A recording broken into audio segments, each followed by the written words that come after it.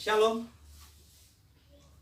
Kita membaca 1 Samuel pasal 16 ayat yang ke-7. Tetapi berfirmanlah Tuhan kepada Samuel, janganlah pandang parasnya atau perawakannya yang tinggi, sebab aku telah menolaknya. Bukan yang dilihat manusia, yang dilihat Allah. Manusia melihat apa yang di depan mata, tetapi Tuhan melihat hati. Sudah dikasih oleh Tuhan. Apa yang paling menarik bagi Tuhan dalam kehidupan anak manusia? Tuhan tidak tertarik dengan harta kita. Tuhan tidak tertarik dengan paras kita. Tuhan tidak tertarik dengan karunia kita. Tuhan tidak tertarik dengan rumah kita. Tuhan tidak tertarik dengan penampilan. Tuhan tidak tertarik dengan pembawaan karisma. Tuhan tidak tertarik dengan warna kulit. Tetapi Tuhan tertarik dengan hati kita. Nah, maka hari ini milikilah hati yang berkenan di hadapan Tuhan. Kenapa Daud itu dipilih oleh Tuhan? Karena Daud memiliki hati yang berkenan di hadapan Tuhan. Daud selalu bertanya kepada Tuhan. Daud hanya mengandalkan Tuhan. Jadi saudara, yang pertama, Tuhan tidak pernah melihat rupa.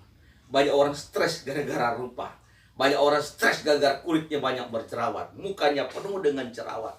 Banyak orang stres gara-gara potong rambut. Banyak orang stres karena terlalu gemuk. Banyak orang juga stres karena terlalu kurus.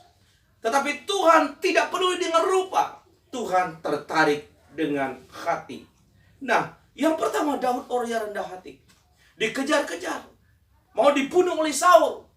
Tapi ketika Saul mati, dia berduka cita. Dia sungguh-sungguh meratap kematian musuhnya. Maka Daud orang yang rendah hati. Kenapa Daud berkenan di hadapan Tuhan? Karena Daud taat.